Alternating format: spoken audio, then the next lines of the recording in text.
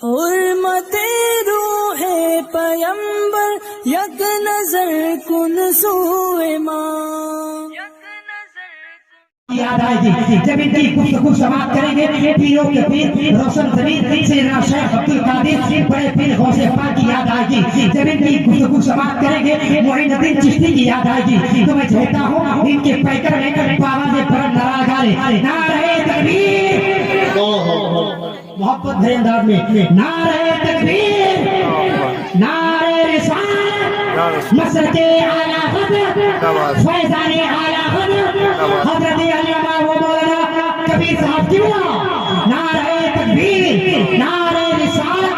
बस बानिया जलसा बड़े भाई जनाब मुहतरम इज्जत माफ अंजार साहब की बना की जानिब ये शेर पढ़ता हूँ कि इस चमन को हर घड़ी आवाज रखा जाएगा।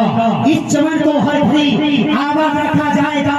अब दिले ना साथ तू भी साथ रखा जाएगा। आने वाली नस्ल भी ना भूल पाएगी से आपका जलसा हमेशा याद रखा जाएगा।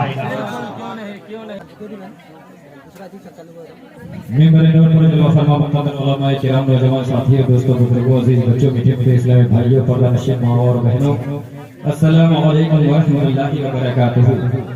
नहमदुहु व नसल्ली अला आगे आ भाई वीडियो बनाते रसूलिल करीम अम्मा बाद फअऊज़ु बिल्लाहि मिनश शैतानिर रजीम बिस्मिल्लाहिर रहमानिर रहीम इहदिनस सिरातल मुस्तकीम सल्लल्लाहु अलैहि वसल्लम व बल्लगह रसूलुहुल नबिय्युल अमीनुल मुबीनुल मुअमिनुल करीम अम्मा बाद फअऊज़ु बिल्लाहि मिनश शैतानिर रजीम बिस्मिल्लाहिर रहमानिर रहीम। एक मरतबा दुरूद शरीफ पढ़िए अल्लाहुम्मा सल्ली अला सय्यिदिना व मौलाना मुहम्मदिन बिल क़ल्बि दवाइहि व आखिर व शिफाइहि व नूरुल अब्सारि व ज़ियाइहा।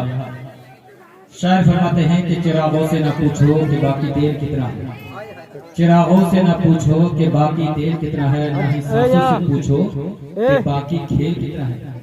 पूछो सिर्फ कफन में सोए हुए इंसानों से, पूछो सिर्फ कफन में सोए हुए इंसानों से जिंदगी में अमल हो तो कफन में चैन कितना है। जिंदगी में अमल हो तो कफन में चैन कितना है। अगर यहाँ अमल करोगे तो वहाँ चैन से जिंदगी गुजारोगे और यहाँ अमल नहीं तो वहाँ जीना हराम। लेकिन क्या किया जाए, देखिए ना नौजवान हजरात है नहीं, कैसे गांव सुधरेगा, मुआशरे में क्यों नहीं बिगाड़ा है। कारण तो ये है नौजवान। कल जादू का खेल दिखाया जा रहा था तो 100 का नोट 50 का नोट 200 का नोट दिया जा रहा था, गुनाह को खरीद के लिया जा रहा था। और यहाँ नेकी कमाने के लिए उसके पास टाइम नहीं है।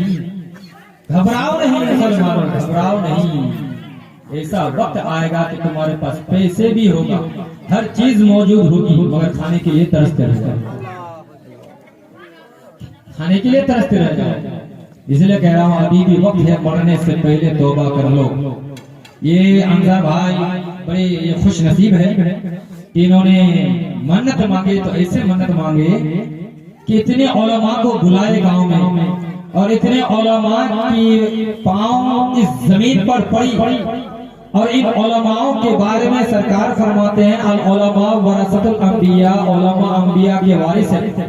सरकार फरमाते हैं उलमा उम्मती का अंबिया बनी इसराइल, मेरी उम्मत के उलमा बनी इसराइल के नबियों की तरह है। जिन उलमा के बारे में सरकार फरमाते हैं मन ज़रा आलिमन फ़क़अन्नमा ज़राअनी, जिसने किसी आलिम की ज़ियारत की गोया कि उसने मेरी ज़ियारत की। सरकार फरमाते हैं मन सफ़हा आलिमन फ़क़अन्नमा सफ़हानी, जिसने किसी आलिम से मुसाफा किया गोया कि उसने मुझ नबी से मुसाफा किया।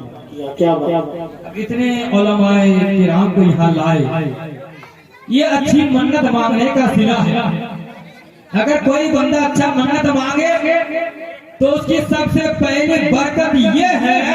वैसे ही लोग हजारों मन्नत मांगते हैं, मगर खुदा की कसम अगर कोई ढोल की मन्नत मांगे या गीत की मन्नत मांगे तो उसका सवाब नहीं बल्कि उसके घर से बरकत उठा लिया जाता है और तरह तरह की मुसीबतों में वो गिरफ्तार हो जाते हैं। मगर जो बंदा जलसा की मन्नत मांगे उसकी पहली बरकत यह है कि रब तबारक व तआला अंजार के बीवी की तबीयत इस कदर खराब थी कि नहीं समझ पा रहे थे कि ये बचेगी, मगर अल्लाह की कुदरत देखो, जब इसने सच्चे दिल से मिलाद का मन्नत मांगा, अल्लाह अकबर, इस मन्नत के बरकत से रब तबारक व तआला ने अंजार की बीवी की तबीयत को सही भी कर दिया और मन्नत की बरकत यह है कि उसे एक बेटा भी अता हुआ।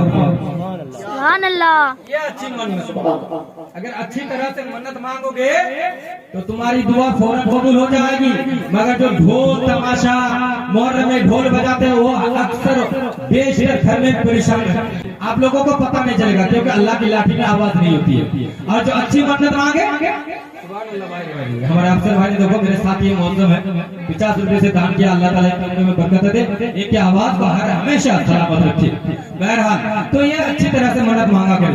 मन्नत जैसा कि आप मन्नत मांगने का तरीका क्या है कि कभी भी मन्नत मांगे तो आपके दिल में ये इरादा होना चाहिए मैं किसी मुसीबत में या परेशानी में फंस जाए तो ये सोचना चाहिए, मन्नत मांगना चाहिए कि मैं मदरसे के 10 बच्चों को खाना खिलाऊंगा, कुरान पढ़ाऊंगा, या किसी यतीम के बच्चों को कपड़ा दान दूंगा, या मस्जिद के इमाम को कपड़ा दान दूंगा, या मस्जिद के इमाम को घर में लाकर कुरान पढ़ाकर 1100 रुपए उसके नाम पर दान दूंगा उसको। ऐसा मन्नत होना चाहिए। या फिर मिलाद कराना चाहिए। और मिलाद कराने का फायदा ये है कि जितनी बातें यहाँ बयान की जाती है अल्लाह के मुकर्रब फरिश्ते चारों तरफ से लोगों को ढांपे रखते हैं और सारी बातों को रब की बारगाह में पहुंचाएंगे। सुभान अल्लाह। ये मन्नत मांगो, कभी भी मन्नत मांगना है तो दिल से मन्नत मांगो।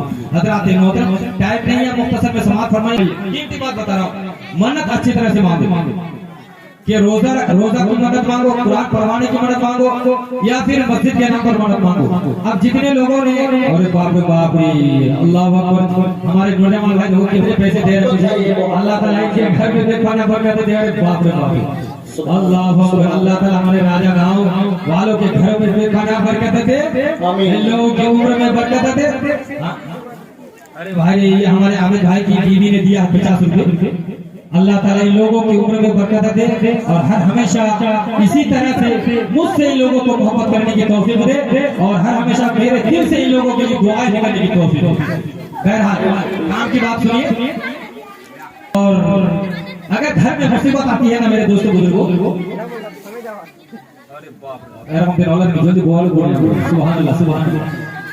माशाल्लाह माशाल्लाह, वाह यार भाई पैसा ले जोड़ा भी ना तब बात करने कोई निकाल मार्केट में देते जो पड़े। हां कोई देने वाला नहीं है ना, आप चुपचाप सुनो। हां बहुत काम की बात बता सुनिए। हाय रे वाह सुभान अल्लाह। कौन कहता है भाई है दिल है। मैं समझ रहा था कि लोग सिर्फ मुझसे जलते हैं, नहीं भाई लोग मुझसे मोहब्बत करते हैं तभी बैठे हुए हैं। पता है कि मोहब्बत है तभी तो बैठे हुए हैं। वाह वाह सुभान अल्लाह। अल्लाह ताला लोगों की उम्र में बरकत दे। अगर घर में कोई मुसीबत आती है ना,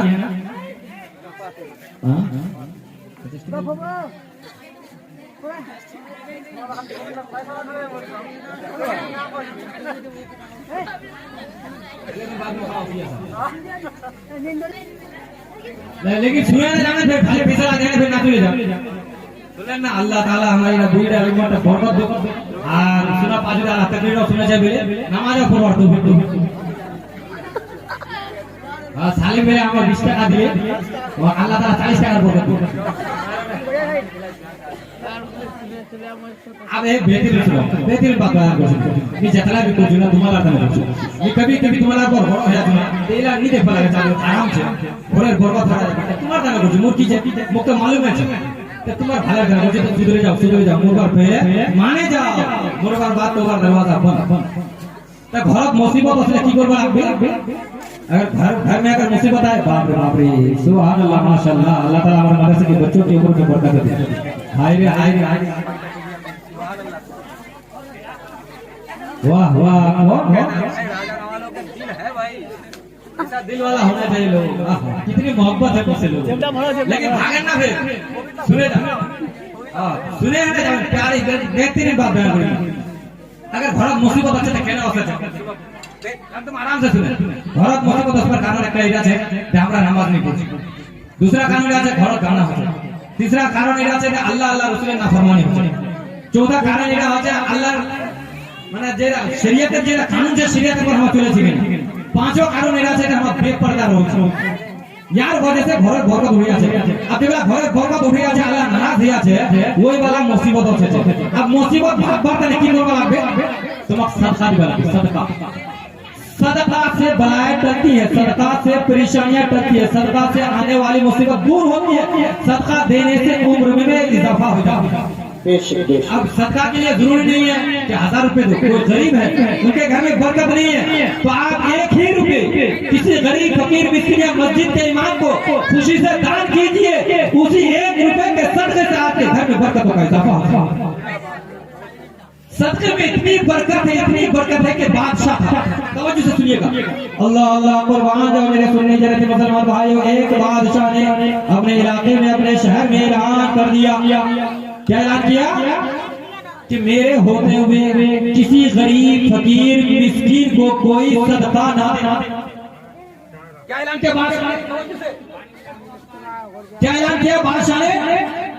कि कोई किसी गरीब फकीर मिस्कीन को सदका ना दे, भूखा मर जाए।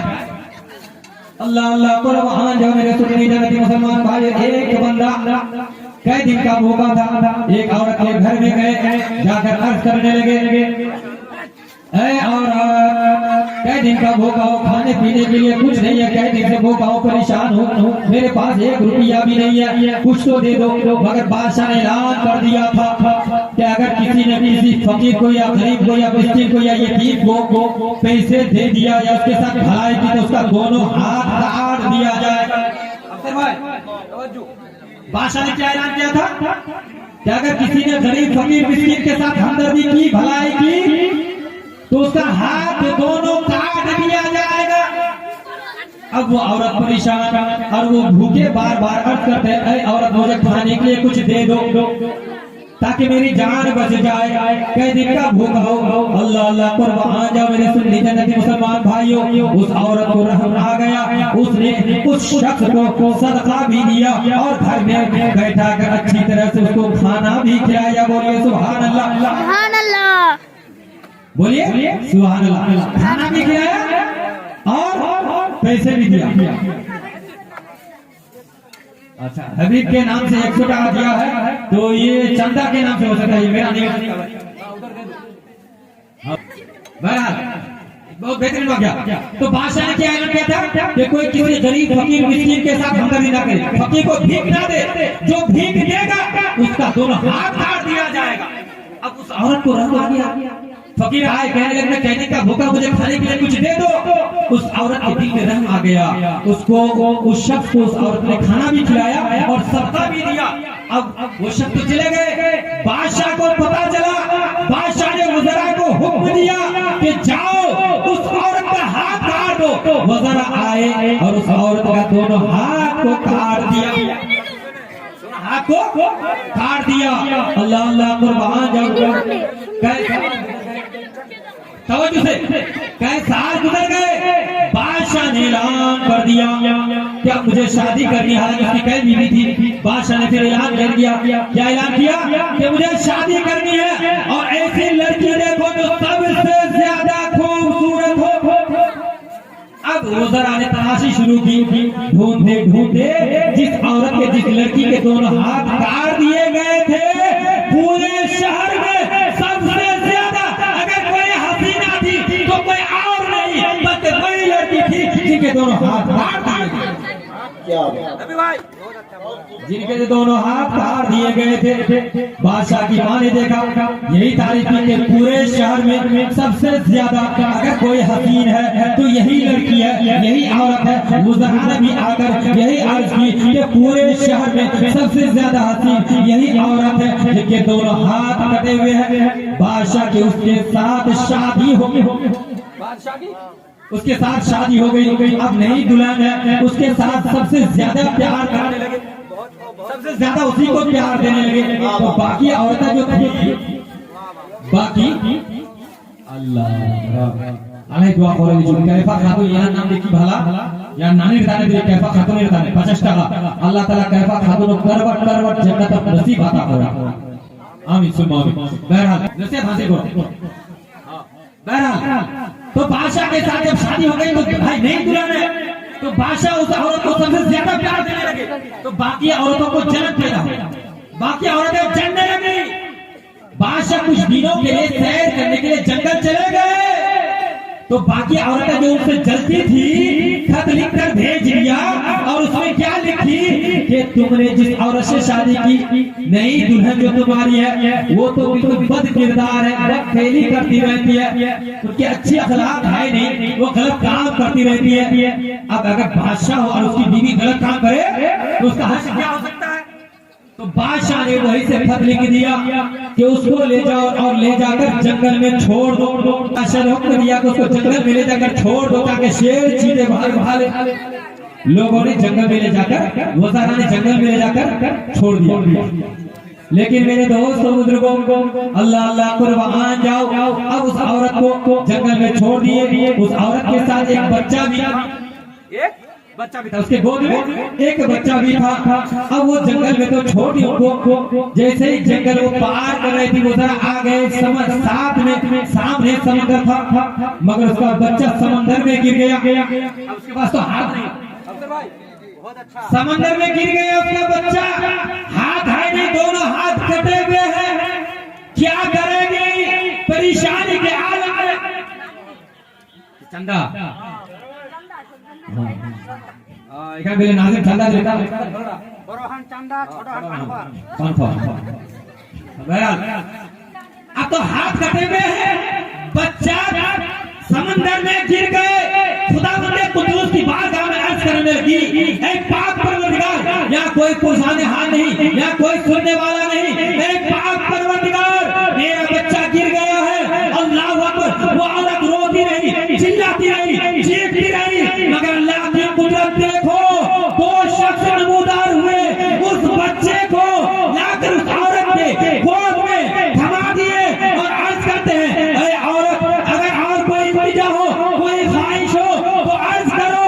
वो औरत अर्ज करती है, मेरी एक ही ख्वाहिश है कि मेरे दोनों हाथ वापस आ जाए। उन दोनों शख्सों ने दुआ की, अल्लाह तबारक व तआला के हुक्म से उस औरत के हाथ भी आ गए। अल्लाह अल्लाह कुर्बान जाओ। और वो औरत अर्ज करती है, तुम दोनों कौन हो? अल्लाह अल्लाह, पता चला, मालूम हुआ। वो दोनों अर्ज करते हैं, हम दोनों वो है कि जब आप घर से निकली थी, उस एक शख्स आपके घर में आए थे और आपने उसको 2 रोटी दी थी तोहफे में, सत्ते में। हम दोनों वही 2 रोटी है जिसने आपके बच्चे के भी जान को बचाया और आपके हाथ भी अता कर दिया।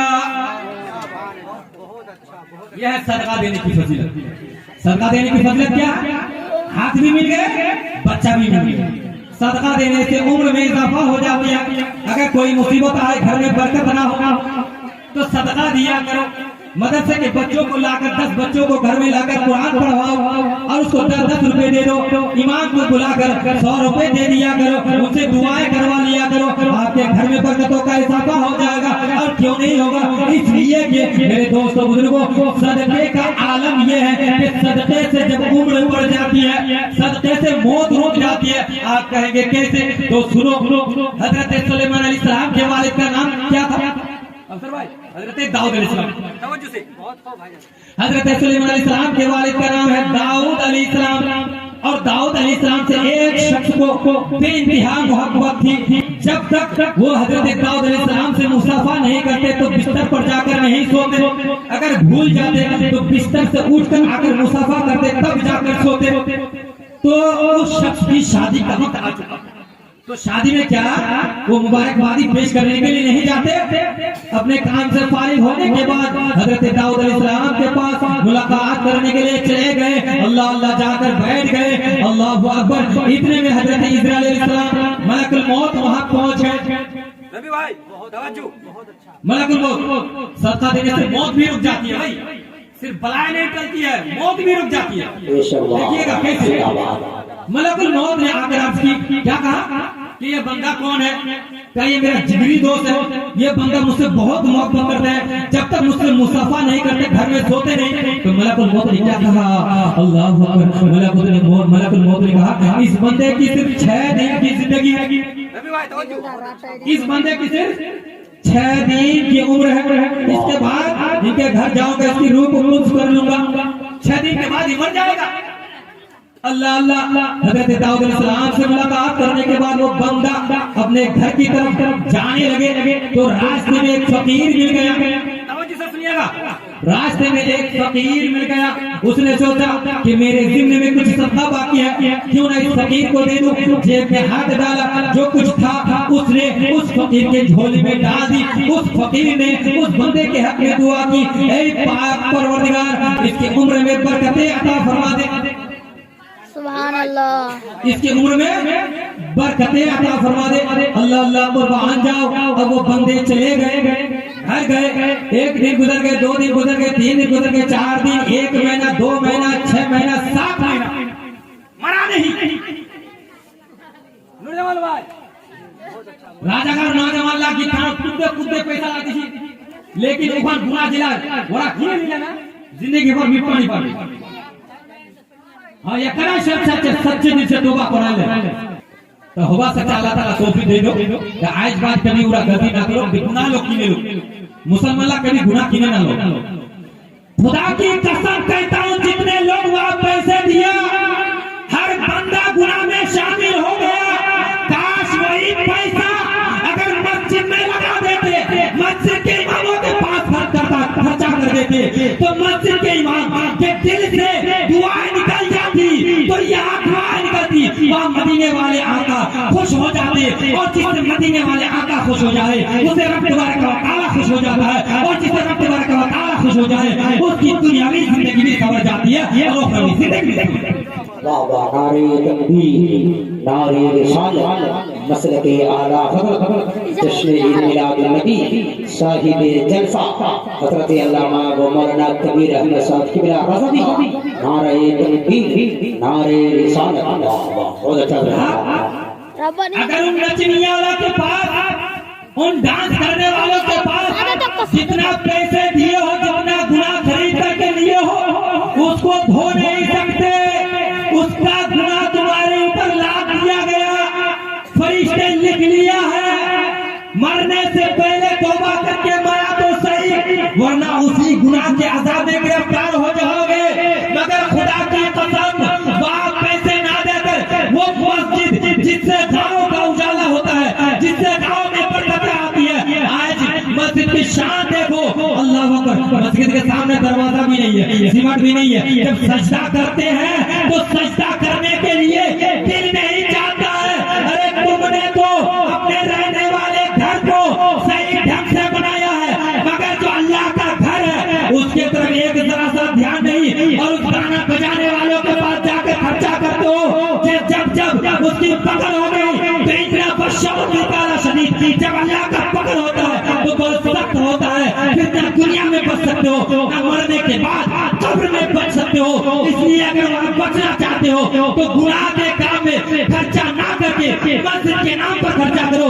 खुदा की कसम, मस्जिद के नाम पर अगर एक ईंट भी लगा दोगे तो जब मस्जिद से अज़ान की आवाज गूंजती रहेगी, मर जाओगे, कब्र में तुम्हारी रूह को ठंडक पहुंचती रहेगी। बेशक तुम्हारे लासी बाबा बहुत हो। कब्र में अगर सवाब चाहते तो एक ईंट ही मस्जिद के नाम पर दे दो। जब आजान होती रहेगी, अगर जब तुम्हारी औलाद में भूल जाए, मस्जिद में जब आजान होगी, जब आजान की आवाज गूंजेगी, कब्र में रूह को ठंडक पहुंचेगी। मुसलमानों सुधर जाओ, अभी भी वक्त है। सर मैं अर्ज कर रहा था, 7 महीना हो गए मरा नहीं, 7 महीना हो गए मरा नहीं। अल्लाह अकबर। अब लोग परेशान। हजरत दाऊद अलैहि सलाम, अल्लाह के तरफ फरिश्ते की दुआ कभी रद्द नहीं होती, मासूम है, उसमें गुनाह नहीं होता। अब परेशान है लोग। हजरत दाऊद अलैहि सलाम भी परेशान, क्योंकि मलकुल मौत ने तो कहा था कि 6 दिन की जिंदगी है, मगर 7 महीने हो गए, ना मलकुल मौत आए और ना ये मरा है, तो जिंदा है। मामला क्या है, माजरा के तवज्जो से सुनिए। अल्लाह अल्लाह कुर्बान जाओ। 7 महीने के बाद मलकुल मौत हजरत दाऊद अलैहिस्सलाम के पास आए तो दाऊद अलैहिस्सलाम ने अर्ज की, ऐ मलकुल मौत, आपने तो कहा था कि इनकी उम्र सिर्फ 6 दिन है, 6 दिन के बाद ये मर जाएगा, मगर ये तो 7 महीने हो गए, ये मरा नहीं। अब मलकुल मौत ने क्या कहा, तवज्जो से सुनना, तख्तिये दिल पर नोट कर लेना। अल्लाह अल्लाह कुर्बान जाओ। मलकुल मौत ने कहा, ये बात बिल्कुल सच्ची थी कि 6 दिन की उनकी उम्र थी, मगर क्या करूं, जब ये बंदा आपसे मुलाकात करके घर की तरफ जा रहा था तो इनके जिम्मे में कुछ सदका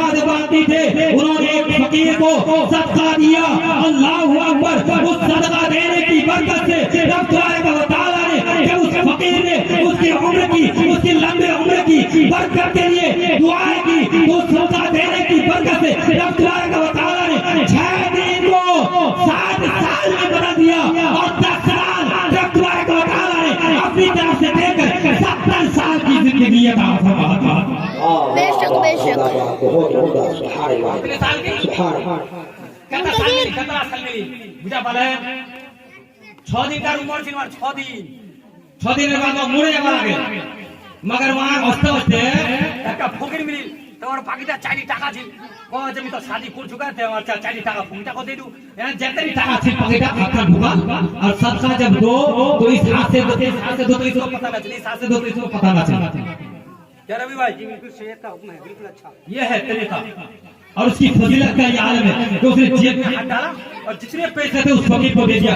उस फकीर से फकीर की मुंह से क्या दुआ की, ए पाक परवरदिगार इसकी उम्र में बरकत दी। अल्लाह अकबर। 6 दिन को अल्लाह तबारक व तआला ने 7 साल में बदल दिया। अब 6 दिन ছিল, 6 দিনক আল্লাহ তাআলা 7 সাল করে দিলেন। फिर 10 साल আল্লাহ তাআলা আপনার तरफ से देन 70 সালের जिंदगी बढ़ा दी। 70 साल तो सदका दो, घर का मुसीबत से, बीमारी से, परेशानी से, तो अल्लाह ताला सदका दो, गरीब फकीर मुसीबत सदका दो, मस्जिद इमाम का पैसा दो, मदरसा खलक पैसा दो, गरीब फकीर मुसीबत का पैसा दो, मदरसा खलक कुरान ले जाने दो, कुरान ले जाने दो। जब तक कुरान बच्चा पढ़ता रहेगा, जब तक कुरान रहेगा कोई भी पढ़ता रहे, आप दुनिया से चले जाएंगे मगर कुरान के एक एक हरफ अगर किसी ने पढ़ा जो पढ़ेगा उसको अलग से सवाब मिलेगा, जो कुरान को तोहफे में देगा अगर दुनिया को छोड़कर तो चला गया है तो उसका सवाब उस बंदे को भी पहुंचता है। ऐसा ऐसे मन्नत मांगा करो, सदका दिया करो, सुन्नत बयान करके का फर्क घोड़ा दी की बात है। सुन्नत की ना फर्क घोड़ी बहुत अच्छा। हां सुन्नत का रहा बात है चारे की छटला सुना छटला लेकिन एक बात सुनो भाई, गुनाह को इंसान से बचे, गलती करे ले और ऐसे की गलती ना करे। कभी भी रखो गीत हो या चादर खेलो बुरखा ना तो करे बरको दाना बरको खाया जाए और इधर वजह से औरत तो पदे मजा चुनल देखा तुम्हारा औरत का जिंदगी बर्बाद हो।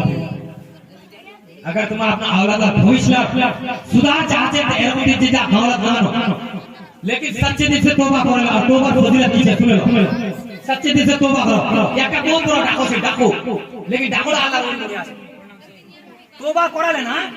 अब डाको के बाद अल्लाह वली दुनिया से सोचो बात ना, वहां डाको ने जे जंदरी डाको से डाको दा सारा छी আর মা আল্লাহর ওলি বনে গেল, আল্লাহ দোষ বনে আছে কেন করে শুনেন। हुजूर आता है रसूल हिंद नबी हजरत ख्वाजा नवाज मोहम्मद हसन चिश्ती अजमेरी संजय रज़ियल्लाहु तआला अन्हु के मशाइख में से हजरत फुज़ैल बिन अय्याज शुमार किए जाते हैं। हजरत फुज़ैल बिन अय्याज बहुत बड़े डाकू थे, सिर्फ डाकू नहीं बल्कि डाकुओं के सरदार थे। एक दिन आप जंगल में डाका दानी करने के लिए जा रहे थे तो एक काफिला रुका हुआ था और वो एक शख्स में से आयत पढ़ रहे थे, अलग यानी लिल्लज़ीना आमनू तख्शा कुलूबुहुम लिज़िक्रिल्लाह, अलग यानी लिल्लज़ीना आमनू अन तख्शा कुलूबुहुम लिज़िक्रिल्लाह।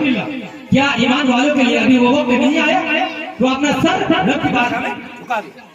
तवज्जो से सुनिएगा, क्या ईमान वालों के लिए अभी वो वक्त नहीं आया कि वो अपना सर रब की बारगाह में झुका दे। तो ये आवाज कुरान की ये आयत जब उनकी कानों तक गूंजी, कानों तक पहुंची, कौन फुज़ैल बिन अय्याज जो डाकुओं के सरदार थे, इस आयत का असर उसके सिर पर इस कदर जाहिर हुआ तो उसने फौरन उसी वक्त सच्चे दिल से तौबा, उसी वक्त सच्चे दिल से तौबा कर ली और अपने तमाम साथियों से अर्ज कर दिया कि मेरे साथियों आज से तुम्हारा रास्ता अलग है, मेरा रास्ता अलग है, तुम्हारा रास्ता अलग, मेरा रास्ता अलग। इसलिए कि मैं आज तक जो चोरी करता रहा मगर आज मैंने सच्चे दिल से तौबा कर लिया, आज के बाद मैं कभी चोरी नहीं करूंगा, कभी डाका डालने नहीं जाऊंगा। अल्लाह अकबर। अब सारे उनके साथी परेशान कि हमारे सरदार जो डाकुओं के सरदार थे उसने सच्चे दिल से तौबा कर ली, तो तमाम साथियों ने भी सच्चे दिल की तौबा, देखो सच्ची तौबा की बरकत, सच्ची तौबा की पहली बरकत ये जाहिर हुई कि तमाम साथियों ने ऐलान कर दिया कि फुज़ैल जैसे आप डाकुओं के इसी तरह से हम सब लोग तौबा करते हैं और आप तौबा करने में भी हमारे सरदार। वाह वाह वाह वाह बहुत ये सच्चे दिल से सच्ची तौबा की पहली बरकत ये जाहिर हुई। अब हजरत फुज़ैल बिन इयाद ने ऐलान किया, क्या ऐलान किया कि चलो हमें चाहिए कि जहां जहां हमने माल चुराए हैं लोगों को वापस कर दे। अब जब सच्चे दिल से तौबा कर लेता बंदा ना तो उसके दिल में खुदा का खौफ भर जाता है। अब उसने सोचा कि चलो हम अपने मालों को वापस कर दे। तो सामने एक यहूदी था, कई दिन हुए थे उसका माल लूटने का। तो हजरत फुज़ैल बिन इयाद ने तमाम डाकुओं को लेकर उस यहूदी के घर में पहुंचते हैं। यहूदी देखकर घबरा जाता है कि फुज़ैल बिन इयाद फिर मेरे घर में आ रहे चुराने के लिए, डाका डालने के लिए।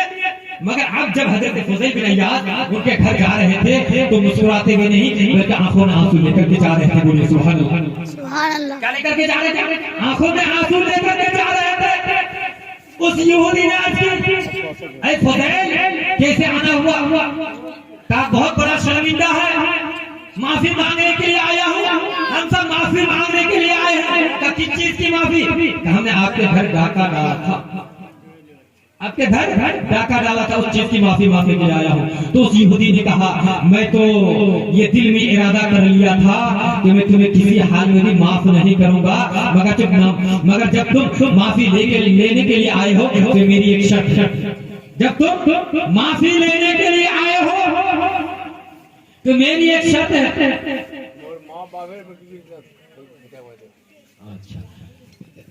हमारा अबुल हुसैन चाचा और माँ और बाप और बीवी ताने 5 रखा दे दुआ करवा बोले तो सुबह हुनी हाथन हाथ दुआ करो। अल्लाहुम्मा रब्बना आतिना फिद दुनिया हसनतन व फिल आखिरति हसनतन व क़िना अज़ाबन नार।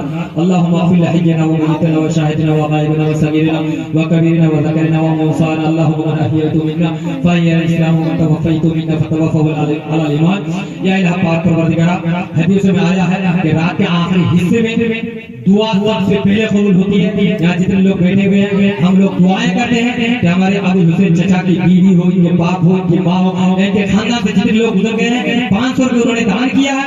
इसके सदक़े से सबों की गुनाहों की मग़फ़िरत अता फरमाकर सबों को जन्नतुल फिरदौस आला ताला मकाम अता फरमाए और इनकी सेहत में तंदुरुस्ती अता फरमाए। इन पर कोई बलाए, परेशानी, मुसीबत, वबा, बीमारी आने वाला हो तो अपने प्यारे हबीब के सबको से दूर अता फरमाए। आमीन आमीन। यहूदी ने क्या कहा? मैं तो माफी करने वाला नहीं था, मगर जब माफी मांगने के लिए आयो तो मेरी एक शर्त है। बोला तो क्या शर्त है? तौरात के पढ़े थे, उन्होंने पढ़ा था कि मुसलमान अगर सच्चे दिल से तौबा कर ले तो मिट्टी भी सोना बन जाता। अगर मुसलमान सच्चे दिल से तौबा कर ले तो मिट्टी भी सोना बन जाता। कैसे?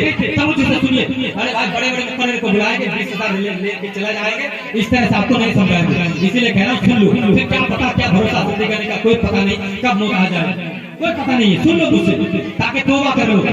तो यहूदी ने क्या कहा कि मेरी एक शर्त है, मैं माफ करूंगा, मेरी जितनी सोने की ईंटें चुराए हो मुझे लौटा लो।